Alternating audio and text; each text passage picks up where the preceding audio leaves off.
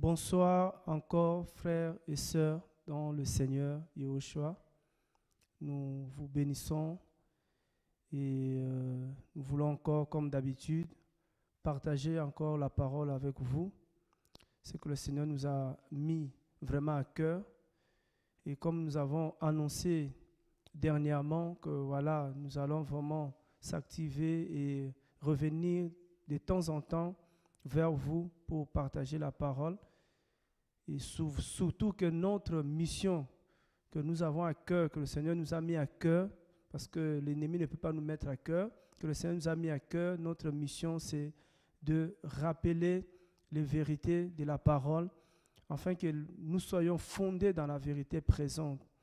Donc aujourd'hui on a à cœur de commencer une série de partage, d'exhortation, d'enseignement, donc par rapport au ministère, parce que aujourd'hui nous sommes dans un temps où les gens cherchent vraiment à connaître leur ministère. Quel est mon ministère?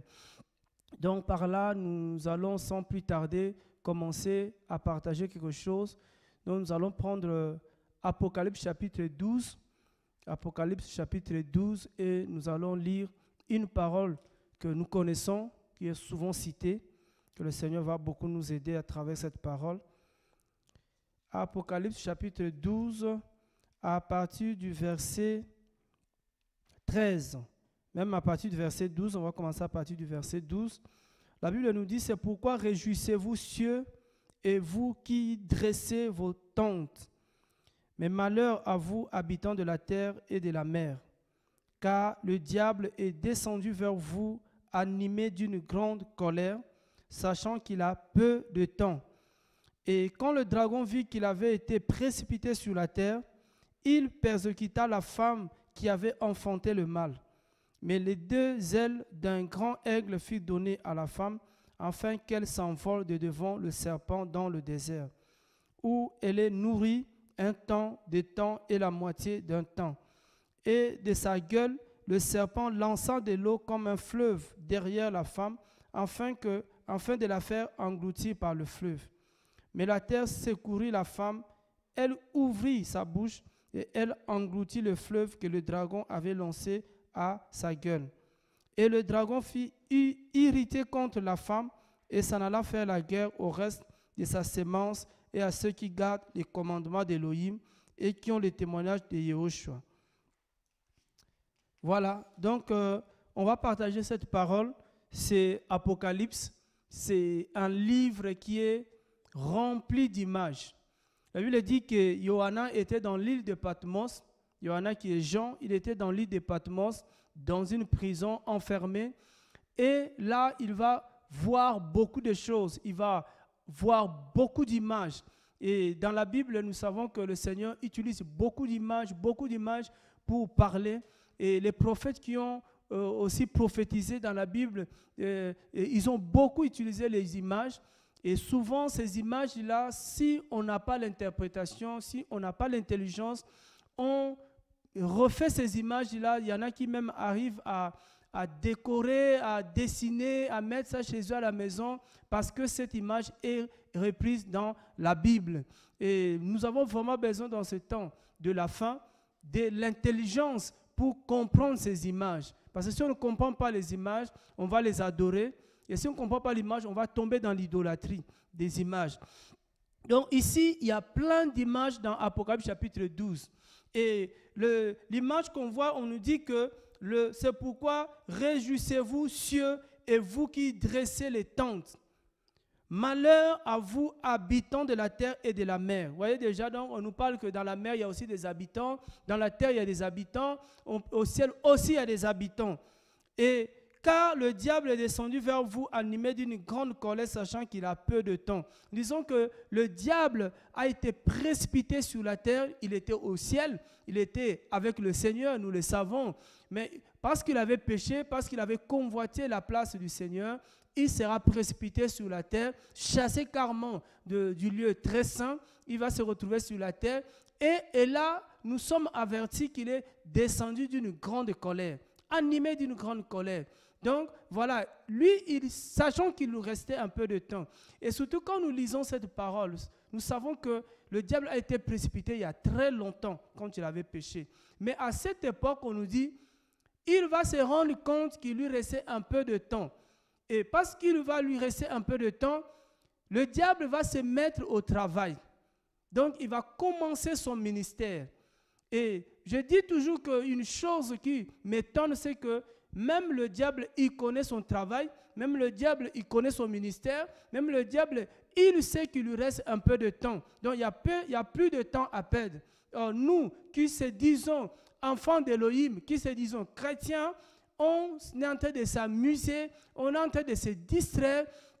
Les chrétiens sont dans la distraction, les chrétiens sont dans les disputes, les chrétiens sont dans des guerres charnelles, ne sachant pas qu'il nous reste un peu de temps. Et ça, c'est vraiment quelque chose qui me touche.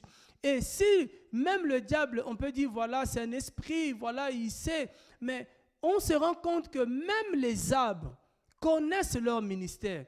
Vous imaginez, un arbre connaît son ministère. Un arbre sait pourquoi le Seigneur l'a créé, pourquoi le Seigneur a fait l'arbre. Mais pendant que nous, les êtres humains, nous, les enfants d'Élohim, qui devons avoir l'intelligence pour connaître le temps, nous ignorons le temps. Et non seulement nous ignorons le temps, nous sommes encore en train de s'amuser. Et non seulement nous sommes en train de s'amuser, frères et sœurs, nous ne faisons pas l'œuvre, nous ne faisons pas notre ministère, comme on dit notre mission. Si nous allons dans le livre des Juges, on prend cet exemple qui est dans le livre des Juges, Juges chapitre, avant de revenir à Apocalypse chapitre 12, on va dans le livre des Juges chapitre 9, on va le voir encore, vraiment c'est choquant, c'est étonnant que les enfants du Seigneur sont dans la distraction, sont en train de s'amuser pendant qu'il nous reste un peu de temps. Donc nous sommes en train de parler du ministère. Voilà, Juges chapitre 9, à partir du verset 8. Juges chapitre 9, à partir du verset 8. Vous allez voir encore une autre, c'est encore une autre distraction, mais au moins, il y en a qui ne se sont pas laissés distraire. Parce que nous savons qu'aujourd'hui, la grande distraction, comme on dit, les gens se battent par rapport au ministère, les gens cherchent à connaître, se battent par rapport au titre, c'est même pas le ministère, mais par rapport au titre. Voilà, pour savoir qui est le plus grand parmi nous, pour savoir que voilà, les pasteurs c'est qui, les prophètes c'est qui, l'apôtre c'est qui. Ici encore, il y avait une distraction parmi les arbres. Voilà, la Bible dit au verset 8, les arbres ils allèrent pour oindre un roi. Et ils dirent à l'olivier, règne sur nous.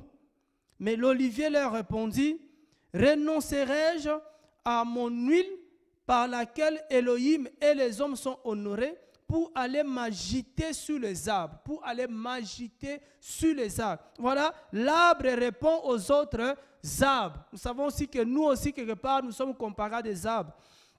Donc voilà, on cherche qui doit être le plus grand, on cherche qui sera notre pasteur, on cherche qui sera notre roi, on cherche qui sera devant nous, qui va nous conduire, qui va nous diriger.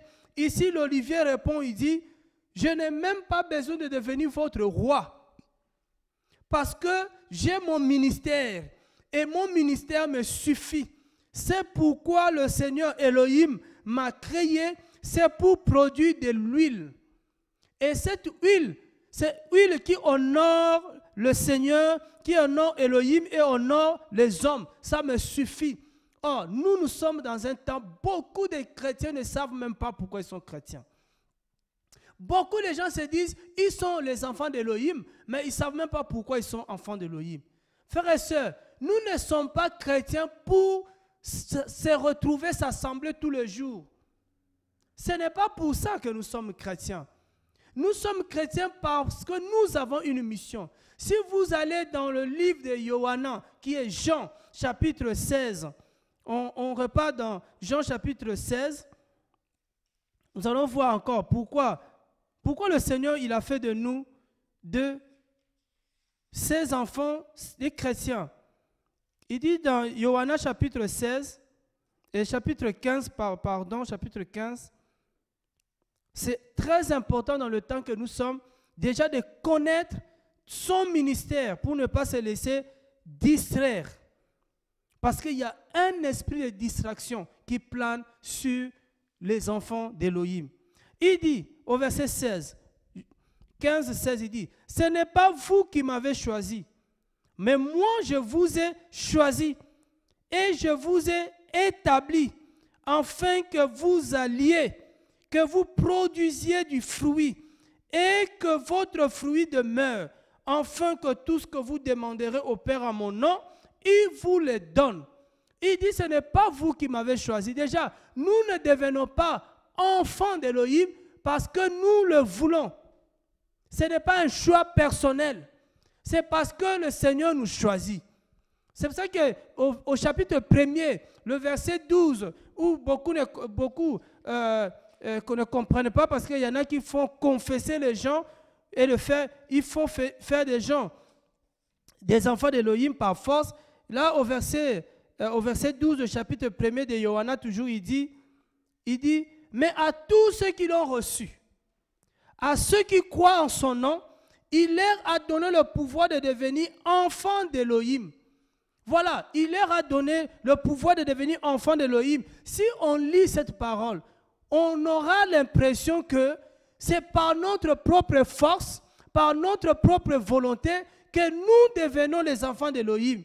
Mais la Bible est tellement agréable à lire, va nous aider à comprendre. Au verset 13, il dit, lesquels ont été engendrés, non de sang, ni de la volonté de la chair, ni de la volonté de l'homme, mais d'Élohim. Vous voyez, nous sommes enfants d'Élohim par la volonté d'Élohim. C'est-à-dire que tu es enfant d'Élohim par sa propre volonté.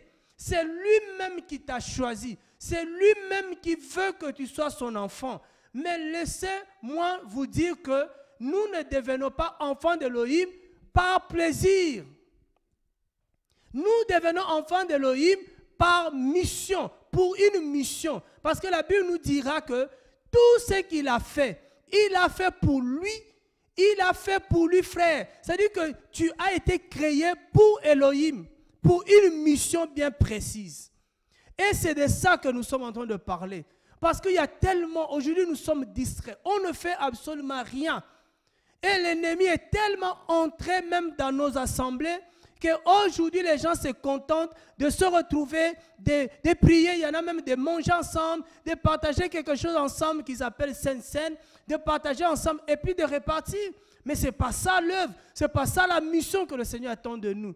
C'est bien de se retrouver, c'est bien de se réunir, c'est bien de se refaire la santé, c'est bien la communion fraternelle. Et même par la grâce du Seigneur, on reviendra par rapport à la communion fraternelle, parce que la communion fraternelle aujourd'hui est très mal interprétée. Très mal interprétée. Donc, nous parlons, frères et sœurs, il est temps que tu puisses connaître ton ministère. Il est temps que tu puisses connaître ton travail.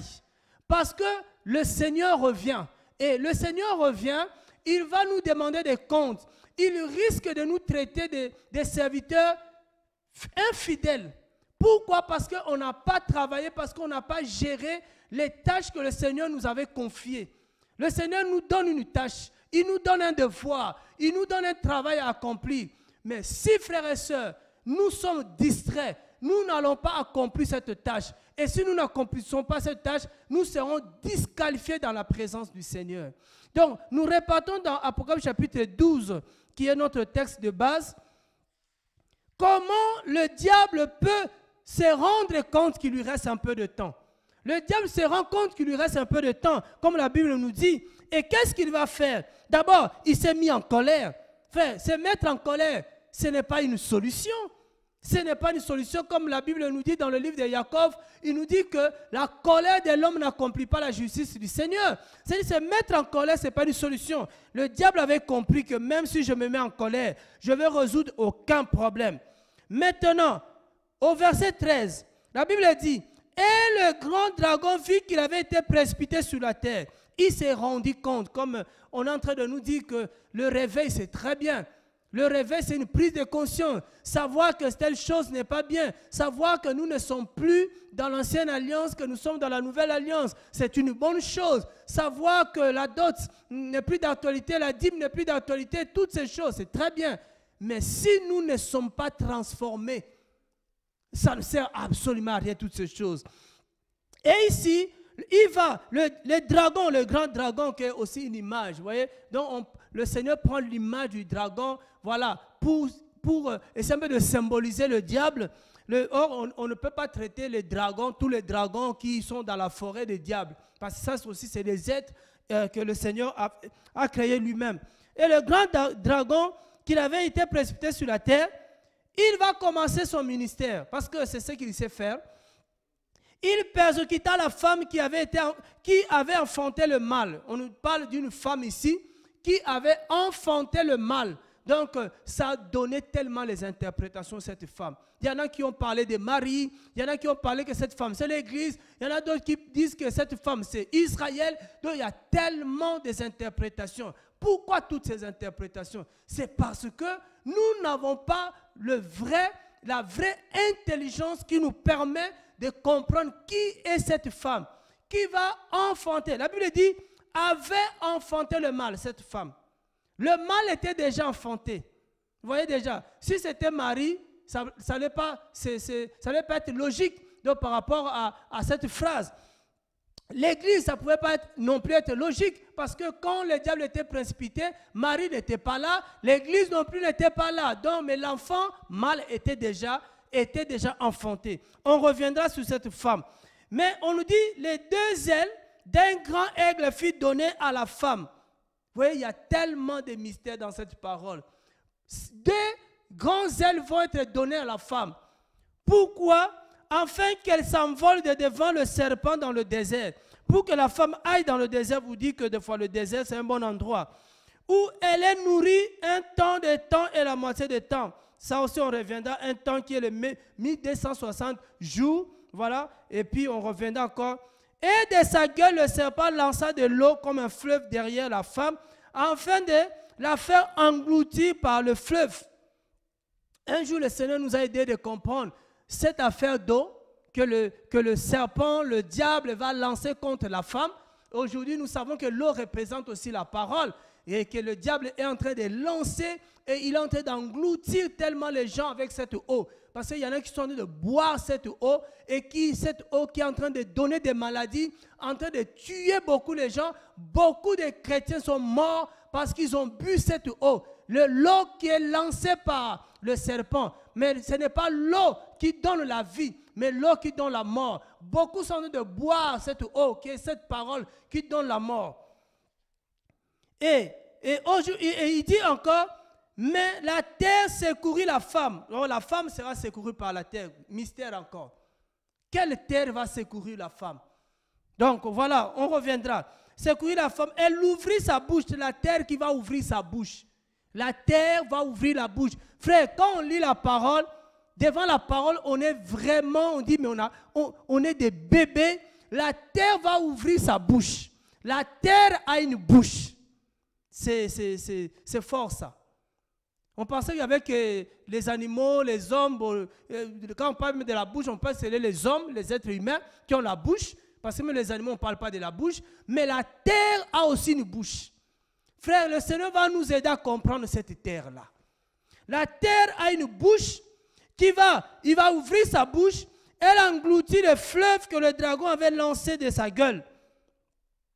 Et le dragon fut irrité contre la femme et s'en alla faire la guerre au reste de sa sémence. Voyez, frères et sœurs, que le dragon, le diable, il va d'abord persécuter la femme. Mais comme la femme a été secourue, avec les deux grandes ailes qu'on va lui donner, qui va la faire envoler vers le désert, et le dragon va lancer cette eau, le fleuve, carrément le fleuve, pour engloutir la femme. Mais la terre va venir secourir. Donc vous voyez comment la femme est secourue, va secourir la femme et va tellement engloutir cette eau, avaler cette eau, et l'eau ne va pas toucher la femme. Mais on nous dit que comme il n'a pas réussi sa mission avec la femme, contre la femme, le diable va maintenant, il est tellement irrité. Frères et sœurs, nous sommes en train d'attirer l'attention à tous les vrais enfants d'Élohim que le diable est tellement irrité, il est tellement en colère. Il va retourner contre la sémence, il va aller en guerre. Nous disons, frère, que nous sommes en guerre. C'est le temps de la guerre. Mais que la gloire soit rendue à notre Seigneur Yahushua. Parce que, frère, il nous a dit, ce n'est plus nous qui combattons, mais c'est lui qui combat pour nous. Oh, merci Seigneur. Parce que, frère, le diable est tellement en colère. Et comme il est en colère, il va en guerre contre la femme. Et la Bible dit, qui sont la sémence de la femme? Il y a la femme et il y a la sémence. Et la sémence de la femme, c'est à ceux qui gardent les commandements d'Élohim. Tous ceux qui gardent les commandements d'Élohim sont la sémence de la femme. Tous ceux qui gardent les commandements d'Élohim. Le diable est en colère contre tous ceux qui gardent les commandements d'Élohim. Il est en colère. Il connaît son ministère. Et qui sont encore? Deuxièmement, qui ont le témoignage de Yahushua Mashiach. Celui qui n'a pas le témoignage n'est pas la sémence de cette femme. Or, nous savons que cette parole d'Apocalypse est la même parole qui a été prononcée dans Genèse chapitre 3, le verset 15, où le Seigneur avait déclaré déjà la guerre. Il avait dit à la femme, voilà, tu vas écraser la tête du serpent, mais le serpent va mordre ton talon. Voilà, donc il y avait déjà la guerre entre la femme et le serpent, entre la sémence de la femme et la sémence du serpent. Donc c'est déjà une guerre qui est déjà déclarée.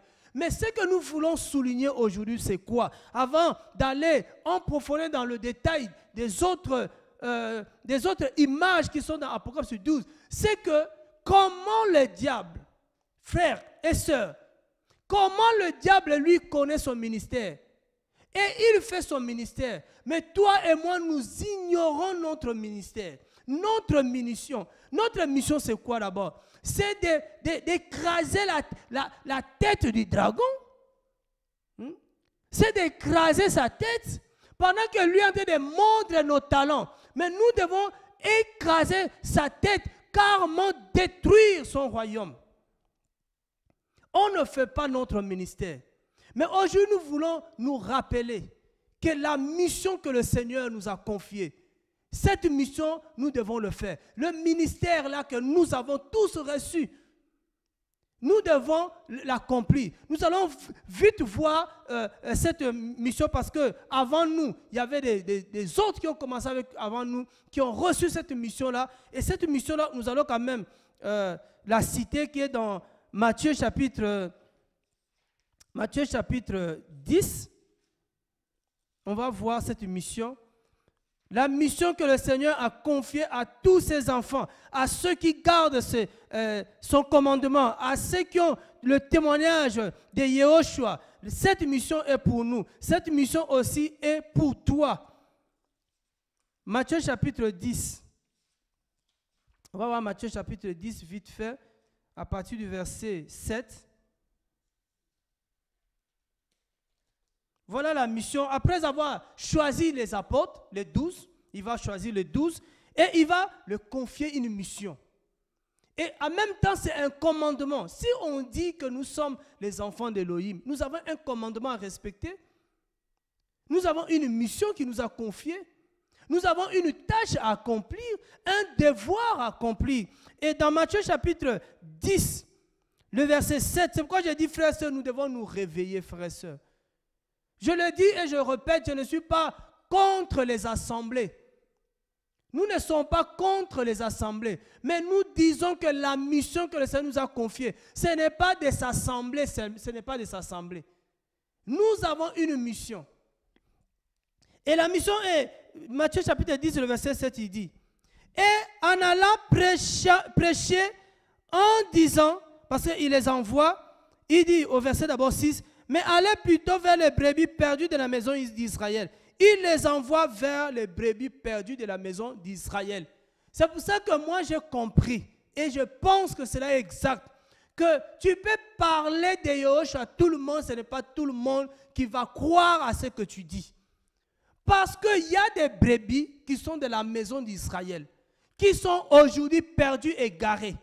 Ceux-là, parce qu'ils sont de la maison d'Israël, la Bible déclare encore quelque part dans Jean chapitre 10, il dit, mes brebis entendront ma voix. Mes brebis entendront ma voix. Nous savons que la voix du Seigneur est sa parole.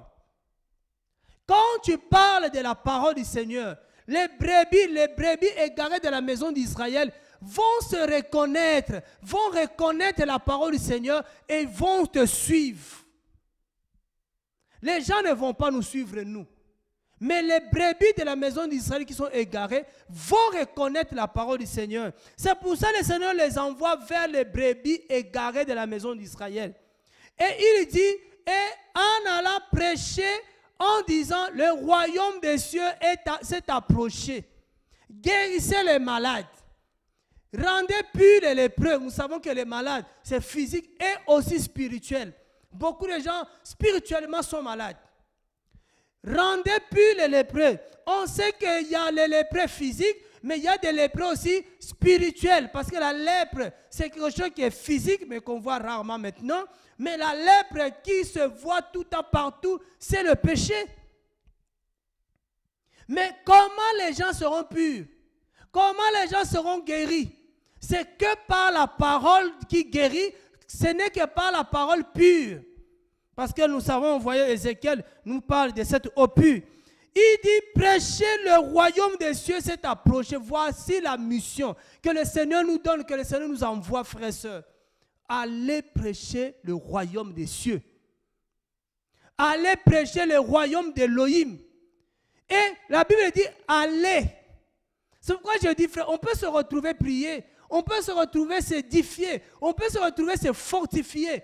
Mais d'abord la mission, d'abord bouger, d'abord aller et prêcher l'évangile, prêcher le royaume des cieux, dire à tout le monde que le royaume des cieux s'est approché.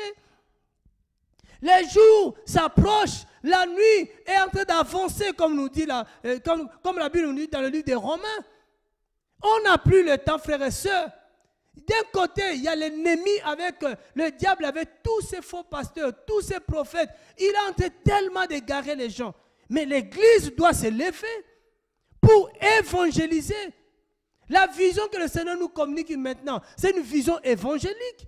Quel est ton ministère? Quelle est ta mission? Qu'est-ce que tu fais, frères et sœurs? Toi qui es du royaume de Machia, qu'est-ce que tu fais? Voilà ceux du royaume de Machia. Voilà ceux qui gardent les commandements.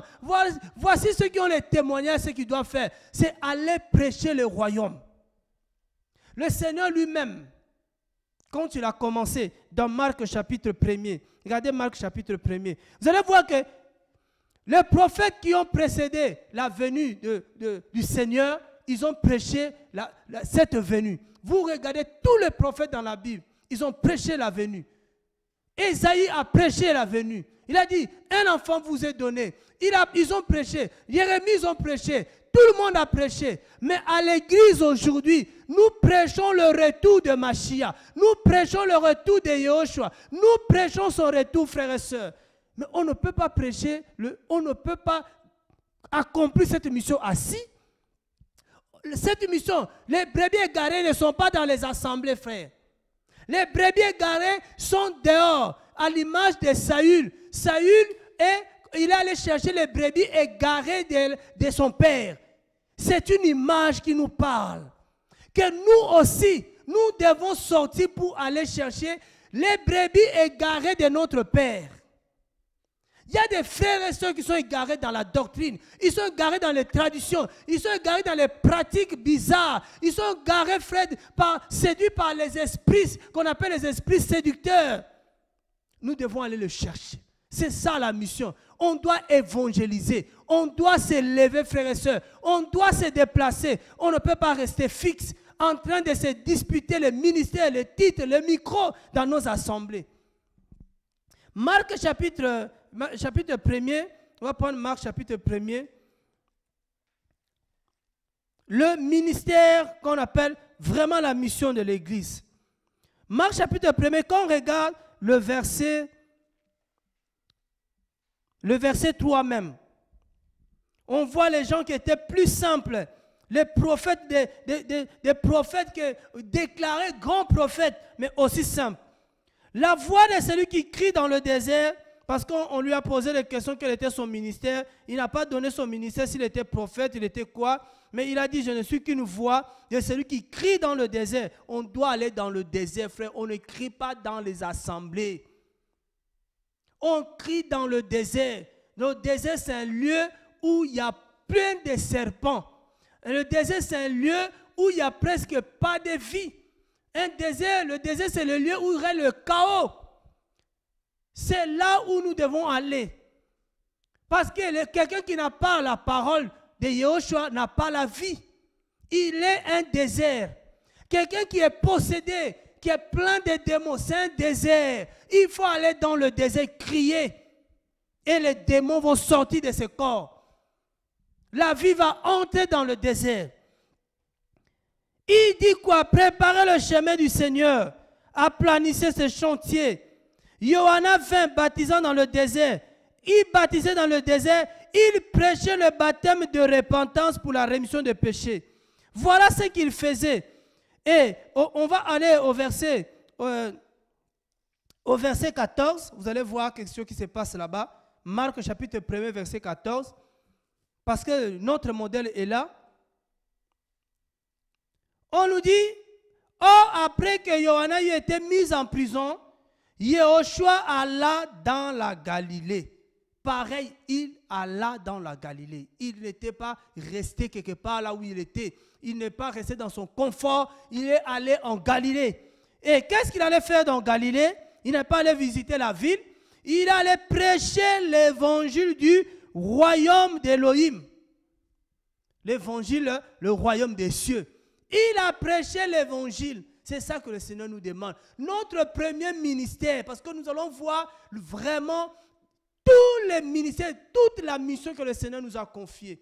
C'est là où même nous allons nous rendre compte de notre identité. Qui sommes-nous réellement dans le royaume de Yahushua? Nous sommes ceux-là qui doivent prêcher l'évangile du royaume. Nous ne sommes pas là pour prêcher l'évangile du ventre, l'évangile de la prospérité, mais l'évangile du salut, l'évangile qui sauve.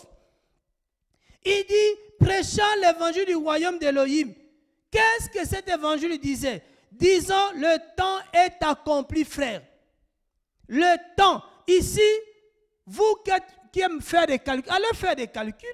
Vous allez voir à quelle époque Yahushua a prêché. À quelle époque et à quel temps sommes-nous maintenant? À son temps, il disait, le temps est accompli.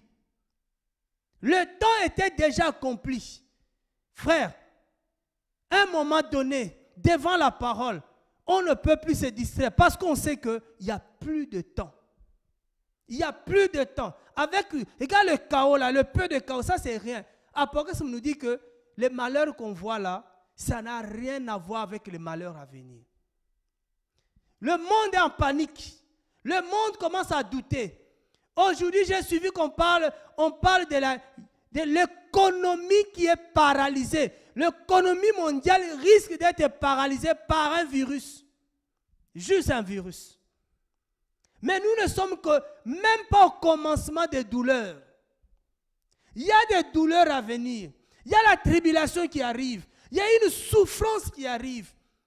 Mais le Seigneur enlèvera son épouse avant que cette souffrance commence.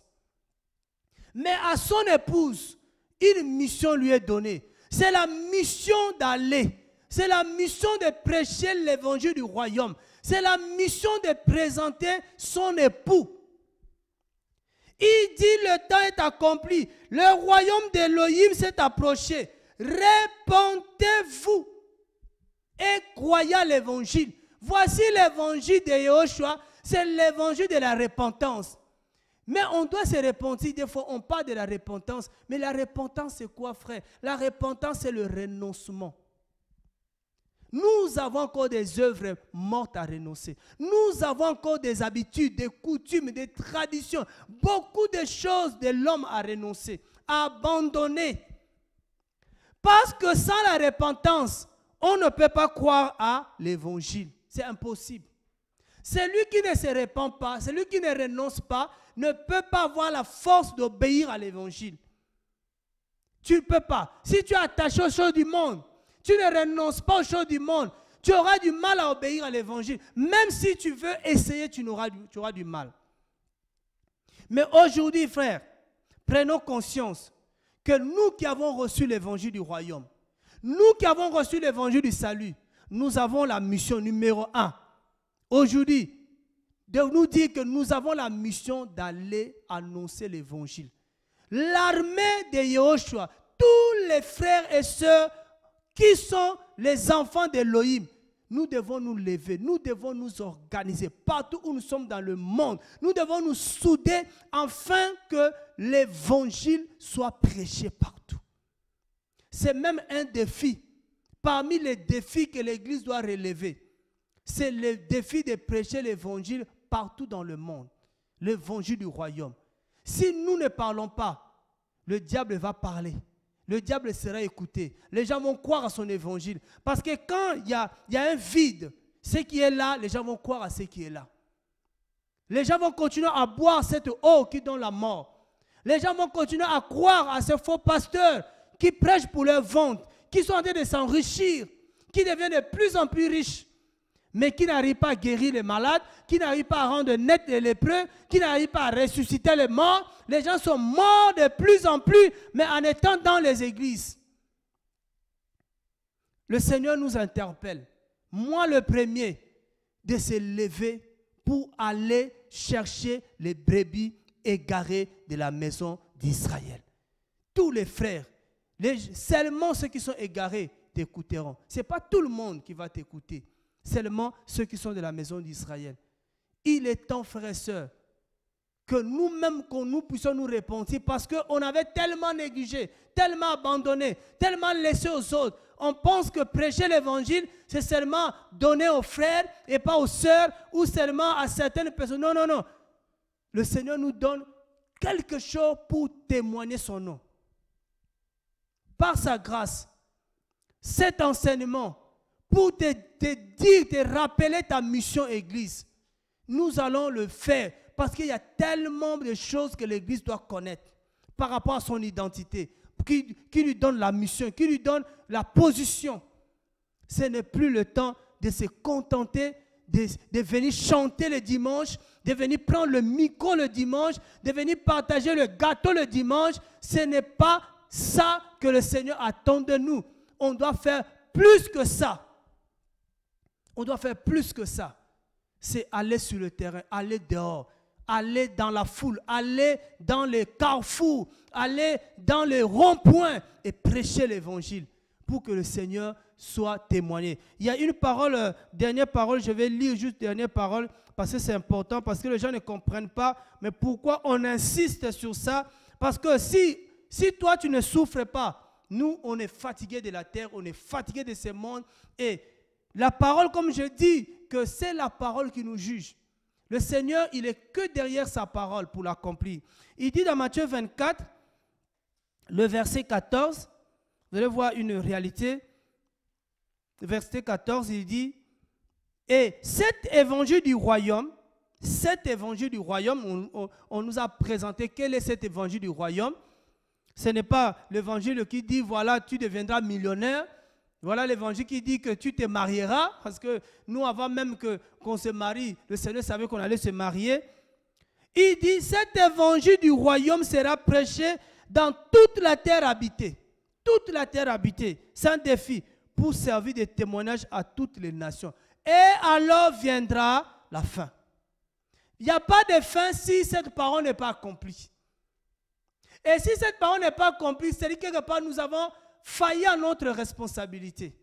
Nous avons, frères et sœurs, toi et moi, la responsabilité de répandre l'évangile dans la ville, de répandre cet évangile dans nos familles, de répandre cet évangile dans nos quartiers, pour servir de témoignage à toutes les nations. C'est un témoignage à toutes les nations. Comme ça, personne ne dira, moi je n'avais pas entendu parler de cette parole. On a rencontré des gens qui nous ont dit qu'ils servaient dans une église.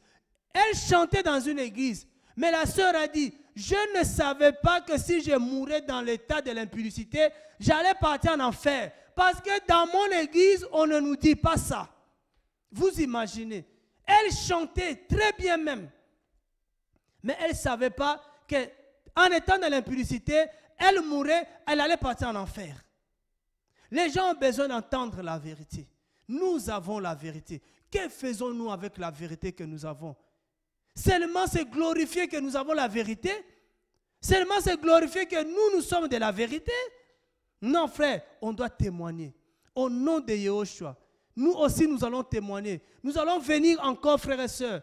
Toujours la même vision, même mission déjà. Ici sur ce plateau, vous rappelez les vérités que vous savez. Que le Seigneur vous garde, que le Seigneur nous garde aussi. Priez encore pour nous, que le Seigneur nous garde encore. Au nom de Yahushua, on se dit à bientôt par sa grâce. Soyez bénis. Amen.